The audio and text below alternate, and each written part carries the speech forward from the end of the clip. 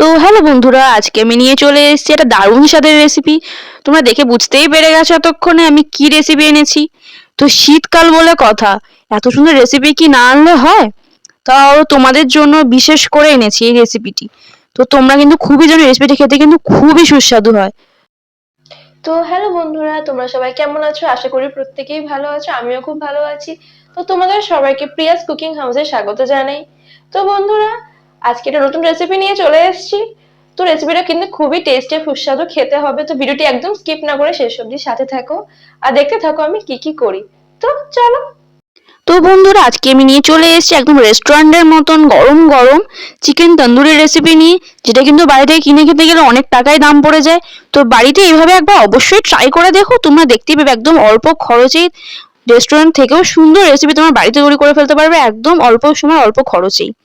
তো এর জন্য দেখো আমি দুটো গোটা চিকেন নিয়ে নিয়েছি।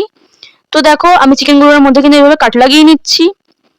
তো দেখো প্রত্যেকটা চিকেনে আমি জায়গায় জায়গায় এভাবে করে কাট লাগিয়ে নিচ্ছি ছুরির সাহায্যে, তোমরা এভাবে একবার অবশ্যই কাট লাগিয়ে নেবে।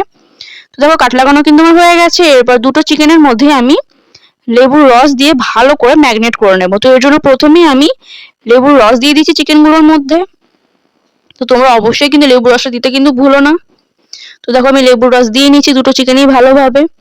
লেবুর রসটা দিয়ে কিন্তু আমি ভালো করে ম্যারিনেট করে নেব।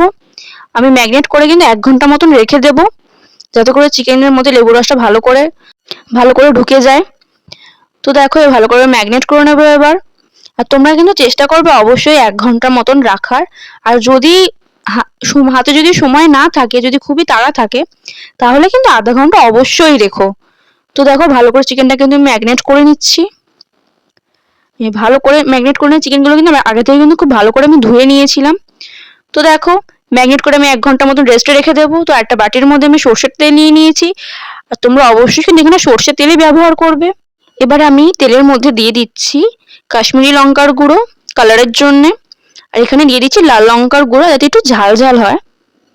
তোমরা কিন্তু পরিমাণ মতন লঙ্কার গুঁড়ো দেবে। আর এখানে আমি দিয়ে দিচ্ছি গোলমরিচ গুঁড়ো। গোলমরিচ গুঁড়ো দেওয়া হয়ে গেলে এরপর এর মধ্যে আমি দেবো পরিমাণ মতন হলুদ গুঁড়ো। এরপর এর মধ্যে দেবো তন্দুরি মশলা। তো এটা কিন্তু আমার বাড়িতেই তৈরি করা। তোমরা কিন্তু দোকানে গেলে হামেশাই কিনতে পেয়ে যাবে। আর যদি মনে করো বাড়িতে বানাতে পারো। এটা কিন্তু আমার বাড়ির তৈরি মশলা। মানে পরিমাণ মতন আমি নুন দিয়ে দিচ্ছি, দিয়ে দিচ্ছি আদা ও রসুন বাটা, আর দিয়ে দিচ্ছি পরিমাণ মতন টক দই। তোমরা তোমাদের পরিমাণ মতন দইটা এখানে দিয়ে দেবে। তো দেখো আমার টক দই আমি দিয়ে দিচ্ছি। যেহেতু এখানে আমার দুটো চিকেন, তোমরা তোমাদের চিকেন অনুযায়ী টক দইটা ব্যবহার অবশ্যই করবে। তো এবার আমি সমস্ত উপকরণ একসাথে ভালো করে ম্যারিনেট করে নেব। এই সমস্ত কিছু ভালো করে ম্যারিনেট করে চিকেনের সাথে কিন্তু ম্যারিনেট করবো। তো খুব ভালো করে ম্যারিনেট করে নেব। আর তোমরা যদি মনে করো দইটা কিন্তু আগে থেকে ফেটিয়েও দিতে পারো। আমি কিন্তু সেটা করিনি, আমি পরে ফেটিয়ে নিয়েছি ভালো করে। তো দেখো 1 ঘন্টা পর আমি চিকেনগুলোর মধ্যে এভাবে মশলাগুলো আমি দিয়ে দিচ্ছি চামচের সাহায্যে। মশলাগুলো দিয়ে এবার আমি চিকেনটাকে খুব ভালো করে ম্যারিনেট করে নেব। তো দেখো কিন্তু খুব ভালো করে ম্যারিনেট করে নিচ্ছি। দেখো খুব ভালো করে সুন্দর করে আমি ম্যারিনেট করে নিচ্ছি চিকেনটাকে। তোমরা যদি মনে করো এখানে তোমরা গোটা চিকেন ব্যবহার করবে না, তো তোমরা কিন্তু চিকেনগুলোকে পিস পিসও করে নিতে পারো। কিন্তু আমার মনে হলো একটু গোটা করাটাই আমার মনে হলো ভালো। আর যেমন দুটো চিকেন ছিল আমার কাছে। তো দেখো আমি কিন্তু ম্যারিনেট করে ফেলেছি। এবার কিন্তু আমি গ্যাসের মধ্যে একটা জালি বসিয়ে নিয়েছি। জালিটার মধ্যে কিন্তু আগে থেকে আমি বাটার ব্রাশ করে নিয়েছিলাম।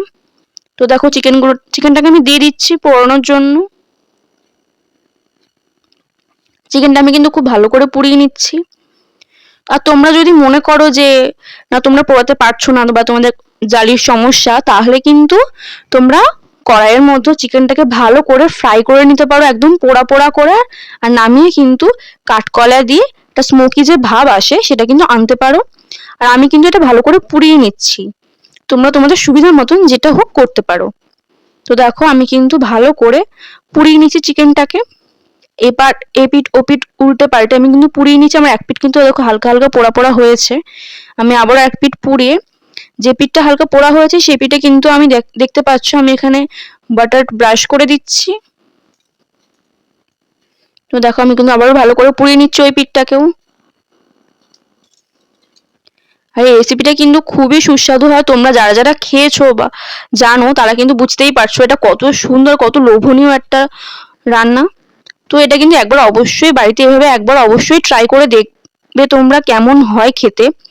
যারা জানো না তারাও একবার ট্রাই করে দেখো, যারা জানো তার তো কোনো কথাই হয় না, তারা কিন্তু খুব ভালো করেই জানো এই রান্নাটা খেতে কিন্তু কতটা সুস্বাদু হয়। আর বাইরে থেকে কিনে খেলে কিন্তু এর কিন্তু অনেকটাই দাম পড়ে যায়। তো বাড়িতে তোমরা কিন্তু এভাবে একবার অবশ্যই ট্রাই করে দেখতে পারো, একদম সহজেই তৈরি করে ফেলতে পারবে। তো দেখো এই পিঠটা আমি কিন্তু পাল্টে দিয়েছি, দিয়ে আমি আবারও কিন্তু এর মধ্যে বাটার ব্রাশ করে দিচ্ছি। তো দেখো চিকেনটা কিন্তু আমার খুব ভালো করে কিন্তু কুক হয়ে গেছে, দেখতেই পাচ্ছ একদম পোড়া পোড়া টাইপ হয়ে গেছে। তোমাদের সামনে থেকে একটু এনে দেখিয়ে দিচ্ছি আমি। তো দেখতেই পাচ্ছ কতটা সুন্দর কালারটা এসেছে আরো পোড়ার পর। তো দেখো এটা কিন্তু আমার হয়ে গেছে, আমি ওভেনটাকে অফ করে দিচ্ছি। তো দেখো এটা কিন্তু আমি প্লেটে তুলে নিচ্ছি, নিয়ে কিন্তু ওইভাবে সেম প্রসেসে আমি ওই চিকেনটাকেও পুড়িয়ে নেব। তো দেখো দুটো চিকেনে কিন্তু আমার পোড়ানো রেডি হয়ে গেছে। এরপর এর উপর থেকে কিন্তু আমি একটু লেবুর রস দিয়ে দিচ্ছি। দেখতেই পাচ্ছ আমি এখানে একটা লেবুর কোয়া নিয়েছি, নিয়ে আমি কিন্তু চিকেনের মধ্যে এভাবে লেবুর রসগুলোকে দিয়ে দিচ্ছি। এতে কিন্তু স্বাদ কিন্তু আরো বাড়বে, বই কমবে না, আরো সুন্দর একটা স্বাদ আসবে এতে।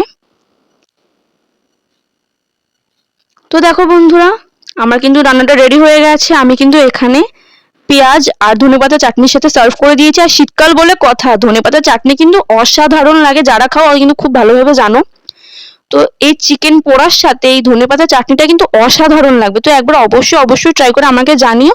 আর চ্যানেলটা ভালো লাগলে অবশ্যই সাপোর্ট করে পাশে থেকো। তো টাটা।